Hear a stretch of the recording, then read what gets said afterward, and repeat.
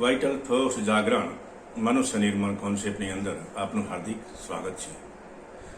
શ્રી ભાઈશ્રીના પ્રણામ.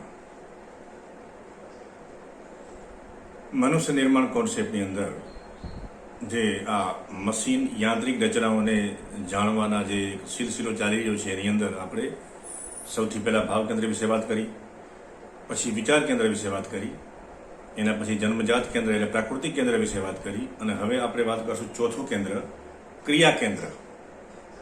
એક્શન, ગતિવિધિ, મોશન, અલગ અલગ શબ્દો એના માટે વપરાય છે. ટૂંકમાં હલનચલન અથવા તો ક્રિયા, દરેક પ્રકારના શારીરિક કામ, શારીરિક હલનચલનથી થતા કાર્યો. તો જેવી રીતે જન્મજાત કેન્દ્ર જન્મતાની સાથે જેની મિકેનિઝમ તૈયાર થઈને આવે છે, એવી જ રીતે આ ક્રિયા કેન્દ્રની અંદર જે કાંઈ મિકેનિઝમ કામ કરે છે અને જે કાંઈ અવયવો કામ કરે છે એ બધા જ જન્મ્યા પછી એક્ટિવેટ થાય છે, મતલબ ગતિશીલ થાય છે અથવા તો એ એક્ટિવેટ થાય છે. અને એ બધા શીખવા પડે છે, લગભગ શીખવા પડે છે. મોસ્ટ ઓફ કયા તો સૌથી પહેલું બાળક જન્મે, જ્યારે આપણો જન્મ થયો હતો ત્યારે સૌથી પહેલું આપણે જે શીખવાનું કામ કર્યું એક્ટિવિટી કેન્દ્રની અંદર, ક્રિયા કેન્દ્રની અંદર, તો આપણે ચાલવાનું, આપણે ચાલતે શીખ્યા. પછી ધીમે ધીમે આપણે બોલતે શીખ્યા, જે આપણી માતૃભાષા હોય કે જે ભાષા હોય તે. અને પછી દરેક બીજી બધી વસ્તુ શીખ્યા, હાથની પગની ક્રિયાઓ, બોલવાની ક્રિયા, અને કોઈ પણ કામની અટકળ.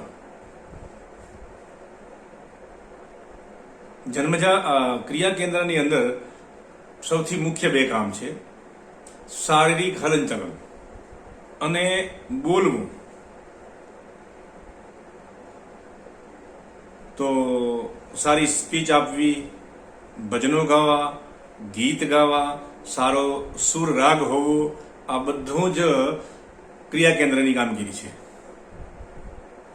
તમે વિવિધ પ્રકારની કામ કરવાની અટકળ, તમને બધા જ કામ કરતે આવડી ગયા. બહેનો હોય તો એમને રસોઈનું કામ આવડી ગયું, શીખવું પડે. ઝાડુ મારવા, કચરા પોતા કરવા, યા XYZ બધું જ. પુરુષો એની દુકાન ચલાવે, નોકરી ધંધે જાય, ફેક્ટરીઓ ચલાવે, જે કાંઈ કામ કરતા હોય બધા જ કામ શીખવા પડે છે. શીખે છે કઈ રીતે એ પછીની વાત છે. ઘણા લોકોને શીખવાડવા પડે છે, ઘણા લોકોથી ઓબ્ઝર્વેશનથી શીખી જાય છે. હું મારી વાત કરું તો હું મારા જીવનની અંદર કોઈ પણ કાર્ય જે હું આજ સુધી શીખ્યો છું એ મને કોઈએ શીખવાડ્યા નથી, યા તો મને કોઈ એવું કીધું નથી કે આનું આમ કરાય. હું મારું ઓબ્ઝર્વેશનથી જ બધા જ કામ શીખી ગયો.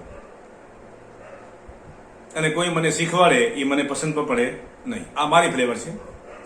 ટૂંકમાં એ વાત છે કે જન્મ્યા પછી બધું જ જે શીખવું પડે છે એ બધું જ ક્રિયા કેન્દ્રની અંતર્ગત આવે છે. અને આને સંભાળવા વાળી એક શરીરમાં આપણી સિસ્ટમ છે, અને એ લગભગ આખા શરીરમાં કામ કરે છે. પણ છતાંય એનું જે મુખ્ય કેન્દ્ર છે એ છે નાભીથી 5 આગળ નીચે, અને આપણી જે લિંગ અથવા યોની છે એનો ઉપરનો ભાગ, ત્યાં એનું મુખ્ય કેન્દ્ર છે. જે આ બધાને કમરના મણકા ખસે છે અને જે કાંઈ પ્રોબ્લેમ થાય છે એની આજુબાજુની જગ્યા.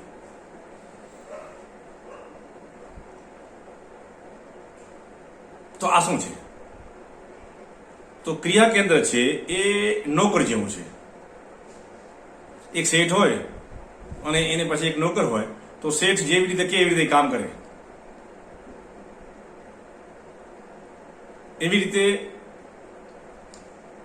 આપણો વિચાર, ધારો કે આપણે કશું વિચાર આવ્યો, તો વિચાર આવ્યો એટલે વિચાર તો કશું કરી શકતો નથી, એટલે વિચાર તરત જ ઓર્ડર આપશે ક્રિયા કેન્દ્રને કે આમ કરવાનું છે, એટલે ક્રિયા કેન્દ્ર ગતિશીલ થાય. ભાવ કેન્દ્રની અંદર પણ કોઈ ખાસ ભાવ જાગ્યો અને ભાવ કેન્દ્ર કશું કરી શકતું નથી, તો એ પણ ઓર્ડર આપશે ક્રિયા કેન્દ્રને એ પ્રમાણે ક્રિયા કેન્દ્ર ચાલશે. પ્રાકૃતિક કેન્દ્ર એને કશું કરવું છે એ પણ એનો ઓર્ડર આપશે ક્રિયા કેન્દ્રને, અને ક્રિયા કેન્દ્ર ગતિશીલ થશે. તો ક્રિયા કેન્દ્ર એક જ છે અને એની ઉપર ઓર્ડર દેવાવાળા વિચાર કેન્દ્ર, ભાવ કેન્દ્ર અને પ્રાકૃતિક કેન્દ્ર, આ બધા જ ત્રણ એના સાહેબો છે, ત્રણ બોસ, અને નોકર એક જ. આવું આપણી આ મિકેનિઝમમાં ચાલે છે.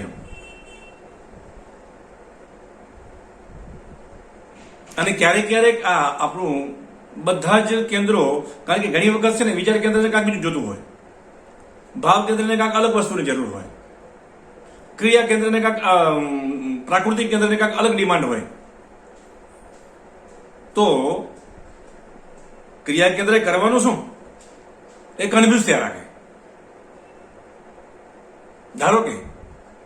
ધારો કે મનમાં એક વિચાર ચાલે છે કે મારે બજારમાં જવું છે.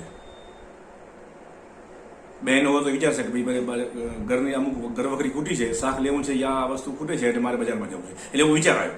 એવો વિચાર આવતાની સાથે જ શોધશે કે પૈસા ક્યાં પડ્યા છે, થેલી ક્યાં છે, અને શરીર જે ક્રિયા કેન્દ્ર છે ગતિવિધિ છે, અને તરત જ પેલો પ્રાકૃતિક કેન્દ્ર ઓર્ડર કરે કે મને તરસ લાગી છે. એટલે પાછું એ મિકેનિઝમ છે એ પાછું પાણીના ગોળા આગળ જાય, જ્યાં પાણી હોય ત્યાં જઈ અને ગ્લાસ પાણી પીવે, અને પાછો તરત જ એ બીજો ઓર્ડર આવે કે બહાર બહુ તડકો છે તો ઉપરથી કાંકા બાંધવું પડશે, વગેરે વગેરે વગેરે. તો વળી એની વ્યવસ્થા તૈયાર થાય. પેલું વિચાર કેન્દ્ર તો એને ઠોકે છે ઓર્ડર કે બજારમાં આટલી વસ્તુ લેવાની છે, આમ છે તેમ છે, પાકીટમાં પૂરતા પૈસા છે કે નથી, બધું લેવું પડશે, થેલી મારી પાસે છે કે નહીં, હું કેવી રીતે જઈશ. આ બધું જ કેન્દ્રો, ત્રણ પ્રકારના બોસ. એમ તો બોસ તો ઘણા બધા છે, 150 બોસ છે આપણી મિકેનિઝમમાં, પણ આપણે અત્યારે ત્રણની વાત કરશું. એ બધા જ ઓર્ડરો આપશે કોઈને? ક્રિયા કેન્દ્રને. અને ક્રિયા કેન્દ્ર સવારથી હા સુધી આમથી આમ, આમથી આમ ચાલ્યા જ કરે. અને એ જે કન્ફ્યુઝ થાય છે ને, જે ક્રિયા કેન્દ્રની અંદર જે કન્ફ્યુઝન પેદા થાય છે, એ કન્ફ્યુઝનથી શરીરમાં થાક લાગે છે. નકર આ મશીન મિકેનિઝમમાં કોઈ થાક જેવું લાગતું નથી. આપણી 4 વ્હીલ ગાડી હોય કે આપણા કોઈ મશીનો હોય, ફેક્ટરીમાં કામ કરતા હોય, અમુક મશીનો 24 કલાક ચાલે છે, એને ક્યારેય બંધ કરવા પડતા નથી. તો આ મશીન પણ 24 કલાક ચાલે છે. પણ જો અને ચાલે છે એ ક્રિયા કેન્દ્રને ઓર્ડર દેવા વાળા જે પેલા બોસ છે, એ જો વારાફરતી બધાને ઓર્ડર આપે તો કોઈ વાંધો નથી. પણ બધાના બોસ પાછા નોખા બોસ હોય, એટલે વિચાર કેન્દ્રને એમ થાય કે મારું કામ કરે, ને ભાવ કેન્દ્રને એમ થાય કે મારું કામ કરે, ને પ્રાકૃતિક કેન્દ્રને એમ થાય કે મારું કામ કરે. મસ્ત મજાની ટીવી સિરીઝ ચાલતી હોય, અને એમાં તમને ભાવ છે, તમને શોખ છે જોવાનો. તો શોખ બે પ્રકારના હોય, બૌદ્ધિક યા ભાવનાત્મક. ભાવુક શોખ હોય તો તમે એ સિરિયલને એ રીતે જોતા હો, બૌદ્ધિક શોખ હોય તો તમે એ રીતે જોતા હો. અને સમય છે કે ભાઈ 9 વાગે શરૂ થઈ છે, હાજે આપણે બેઠા છીએ, અને 10 મિનિટ થઈ અને મજા આવે છે જોવાની, અને જાદુ જોવાની હાજત લાગી. હવે એ છે પ્રાકૃતિકનું કામ.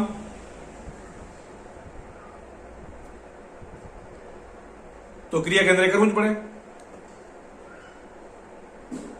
એટલે ક્રિયા કેન્દ્ર નોકર છે. હા, ક્રિયા કેન્દ્રની એક વિશેષતા છે કે ક્રિયા કેન્દ્ર કોઈ પણ કામ જ્યારે એક વખત શીખી જાય છે પછી એ ક્યારેય ભૂલતું નથી. યા તો એને ભૂલવાનું પડે, બાકી ભૂલતું તો નથી, કારણ કે એ ડફોળ છે, એનું પોતાનું લોજિક છે. એમાં જે પ્રોગ્રામ નાખી દીધો એ પ્રમાણે ચાલે રાખશે. એને એ ખબર નથી પડતી કે સારું થાય છે કે ખરાબ થાય છે, પણ એ બસ જે તમે અંદર નાખ્યું એ ચાલે રાખશે. ચા કેમ બનાવી, રોટલા કેમ કરવા, પોતા કેમ મારવા, બેન્ચો કેમ ચલાવવું, દુકાન કેમ ચલાવવી, ગાડી કેમ ચલાવવી, ફેક્ટરી કેમ ચલાવવી, મશીનો કેમ ચલાવવા, એ બધું જ એક વખત ઓબ્ઝર્વેશનથી યા શીખી ગયા અને પ્રોગ્રામ અંદર ફિટ થઈ ગયો. એટલે ક્રિયા કેન્દ્રની પોતાની એક મેમરી છે. જો કે દરેક કેન્દ્રની પોતાની મેમરી છે, પણ ખાસ કરીને ક્રિયા કેન્દ્ર પાસે મેમરી છે, અને મેમરી છે ને પાછી લોજિકલ છે, ગણિતની મેમરી છે. ક્રિયા કેન્દ્ર એની પાસે ગણિત જબરજસ્ત છે, તમે એમ કહેશો કે એની પાસે ગણિત કઈ રીતે આવ્યું? ધારો કે આપણે પાણી પીવા માટે ગ્લાસ ઉપાડ્યો અને ગ્લાસ હાથમાં પકડ્યો, ગ્લાસ પાણીથી ભર્યો અને ગ્લાસ આપણે હાથમાં લીધો. તો એ ગ્લાસ સ્ટીલનો હોય, કાચનો હોય, પ્લાસ્ટિકનો હોય કે જેવો, એ ચામડીના સેન્સર એને ઓળખી લે કે આ ગ્લાસ કઈ ટાઈપનો છે. પછી એટલે સેન્સરે કામ પૂરું કરી, એટલે પ્રાકૃતિક કેન્દ્રને કામ પૂરું કરી દીધું. પછી ક્રિયા કેન્દ્રનું કામ શરૂ થાય છે. ક્રિયા કેન્દ્ર એટલે કે ગ્લાસનો આકાર, એની અંદર રહેલું પાણી અને એનું વજન, એ પ્રમાણે આંગળાને પ્રેશર આપી અને ગ્લાસને પકડશે. એ અડધી સેકન્ડમાં નક્કી કરી નાખશે કે આ ગ્લાસ ઉપર આંગળાથી કેટલી પ્રેશર આપવાથી એ ગ્લાસને પકડી શકાશે, અને પછી એની કેટલી ડિગ્રીથી નમાવવામાં આવશે ત્યારે એ પાણી મોઢામાં જશે, અને પછી એ કેટલું એની પર ધ્યાન રાખવું પડશે, કઈ રીતે નમાવવું પડશે કે જે ધીમે ધીમે પાણી પીવાનું કામ થશે. એ બધું જ જે ગણિત છે, આખું જે મિકેનિઝમ છે, એ મિકેનિઝમ, યાંત્રિક મિકેનિઝમ ક્રિયા કેન્દ્રને ખબર છે. તમને જાણી નવાઈ થશે, એની પાસે ગજબ છે, ગજબ.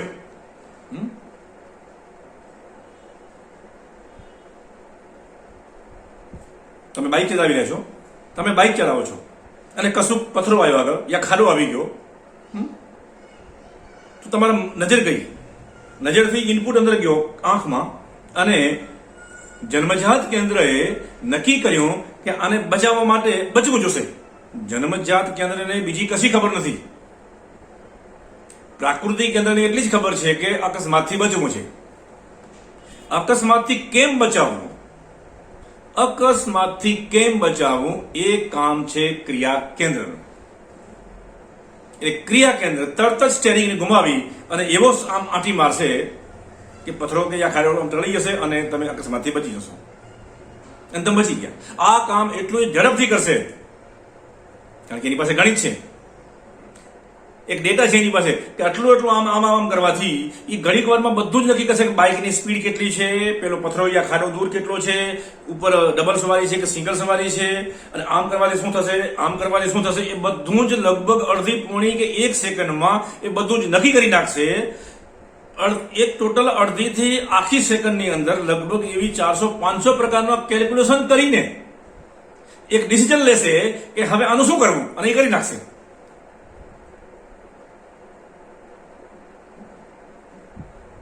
એટલી ઝડપ છે આ ક્રિયા કેન્દ્રની,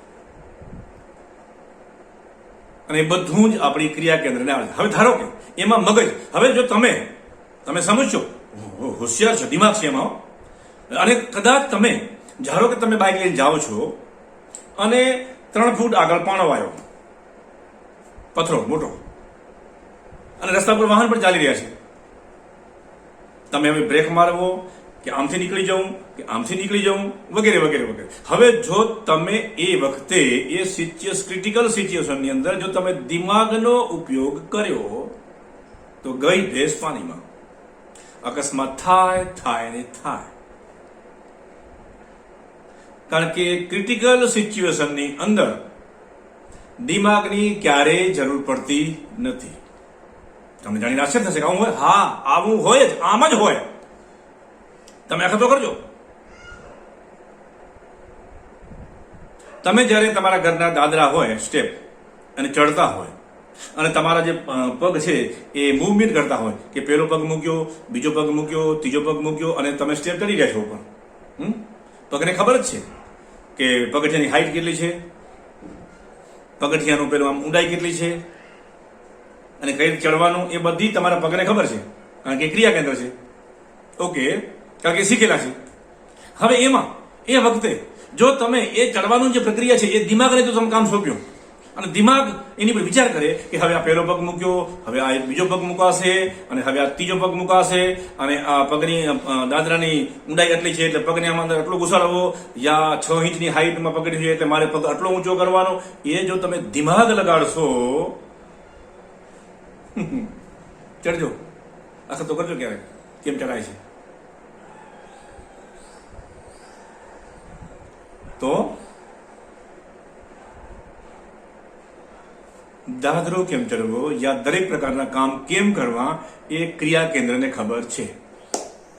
બહેનો સિલાઈ મારતી હોય કે પુરુષો કે સ્ત્રીઓ જ્યારે સિલાઈ મશીનમાં કામ કરતા હોય અને પેલા હોય નીચે આમાં લુગડું ગાલી અને ફર કરીને જતો રહે એમ ધ્યાન બીજે હોય આમ તો હાથને અને આંગળાને ખબર જ હોય કે સિલાઈનો દોરો ક્યાં જાય છે તમારું માથું ક્યાં રખડતું હોય તો એ ક્રિયા કેન્દ્રનું એક મગજ છે એને ખબર જ હોય કે આમ થાય બેન રસોઈ કરતી હોય રોટલા ઘડતી હોય અને પછી વાતો કરતી હોય કોકની સાથે તો રોટલા ઘડતા જ હોય જેમાં કાર્યની કુશળતા હોય જે લોકો મશીનો ઉપર કામ કરતા હોય એ કારીગરોને તમે પૂછજો એ કારીગર કામે કરતા હશે અને કોઈની સાથે વાતો પણ કરતા હશે શા માટે કારણ કે ભેજાની જરૂર નથી એક વખત તમને પ્રોગ્રામ નખાઈ ગયો કે આ કામ આમ થાય એટલે એમ જ થાય સૌરાષ્ટ્રની અંદર ઝવેરચંદ મેઘાણીની એક પુસ્તક છે સૌરાષ્ટ્રની રસ્તા એની અંદર સૌરાષ્ટ્રના જે શૂરવીરોના કિસ્સાઓ છે એની અંદર અમુક વાતો કીધેલી છે કે જ્યારે રજપૂતો જ્યારે યુદ્ધ કરતા હોય યુદ્ધ કરવું તલવાર ચલાવવી હથિયાર ચલાવવા એ બધું જ ક્રિયા કેન્દ્રનું કામ છે તો અમુક પ્રસંગોની અંદર એવા કિસ્સાઓ સૌરાષ્ટ્રની રસધારની અંદર આવે છે કે એ યોદ્ધાઓના માથા કપાઈ જાય અને નીચે પડી ગયા હોય કે ધડ ધીંગાણે જેના માથા મસાણે એવા પાળિયા થઈને પૂજાવું ગળવૈયા મારે ઠાકોરજી નથી થવું આવી જે કાવ્યોની રચના છે એની અંદર એવું કહેવાય છે કે યુદ્ધની અંદર લડતા એ સુરવીરો જ્યારે માથા કપાઈ જાય છે છતાં પણ એ લોકો ઘણા દિવસો સુધી લડતા હોય છે તો લડવાનું કામ જે હાથ કરે છે તો એને સૂચનાઓ કોણ આપે છે મગજ તો હોય નહીં માથું કપાઈ ગયું એટલે ક્રિયા કેન્દ્ર પાસે પોતાનું મગજ છે પછી એક બીજો પ્રસંગ આવે છે રામાયણની અંદર કે જ્યારે મેઘનાથ એટલે ઇન્દ્રજીતનું લક્ષ્મણ ભુજા કાપી નાખે છે અને હાથ ઉડીને પડે છે મહેલમાં અમને એમની જે પત્ની હતી એની આગળ જઈને પેલો હાથ પડે છે અને પછી હાથ કપાયેલો હાથ ત્યાં કશુંક લખે છે લક્ષ્મણ વિશેની સારી સારી વાતો કા ગુણગાન લખે છે આ પ્રસંગો તમે સાંભળ્યા હશે વાંચ્યા હશે આ બધું શું છે આ મશીનનું મિકેનિઝમ છે આવું ઘણું બધું આપણા મશીનને કરતે આવડે છે મોસ્ટ ઓફ તમે ઓબ્ઝર્વેશન કરશો તો સવારથી સાંજ સુધી તમારું મશીન ઘણું બધું કરી નાખે છે તમે કલ્પના નહીં કરી હોય તમે ખાલી સામાન્ય ઓબ્ઝર્વેશન કરજો કે તમે જે કામ રૂટીન કામ કરો છો એ રૂટીન કામની અંદર તમે ફક્ત એક સાક્ષી બનીને જોયા રાખશો તો તમને ખ્યાલ આવશે કે દરેક કામ કેમ કરવાને એ તમારા ક્રિયા કેન્દ્રને ખબર જ હોય છે અને જો તમે એની અંદર તમે તમારું દિમાગ નહીં લગાડો એટલે કોઈ વિચાર આવવા નહીં દો અને સૂચનાઓ આપવાની કોશિશ નહીં કરો તો એ બધું જ એને ખબર જ છે કેમ કરવું અને બેસ્ટ જ કરશે અને કદાચ એ શીખવામાં એની કોઈ ખામી રહી ગઈ જે તે વખતે કોઈ ખામી રહી ગઈ હશે તો એ ખામી પણ અપડેટ થઈ જશે અને સુધારો આવી જશે પણ આપણે શું છે કે હોશિયારી બુદ્ધિ અથવા તો ટેલેન્ટ આ ચીજ શું છે એની આપણે ખાસ માહિતી ન હોવાથી આપણું મન અમુક ઘણી બધી બાબતોમાં દખલગીરી કરે છે અને જે મગજની જે દખલગીરી છે ને એ જ એક પ્રોબ્લેમ છે એટલે દર્શક મિત્રોને જણાવવાનું કે જ્યારે ક્રિયા કેન્દ્ર તમારું કામ કરતું હોય ત્યારે એની અંદર કોઈ વિચાર કે તર્ક લગાડવો નહીં ખાલી તમે જો હોશ રાખશો તો ઘણું બધું એને આવડે જ છે અને એમાં કુશળતા પણ એને છે જ ધન્યવાદ અને હજી આના વિશે ઘણું કહેવાનું હશે તો હજી એક વિડીયો બનાવશું તમે સૂચનો આપશો તો વધુ સારું બનશે ધન્યવાદ અને તમે આને વધુમાં વધુ શેર કરજો સબસ્ક્રાઈબ કરજો કારણ કે આંગળી ચીંધવાનું પણ પુણ્ય હોય છે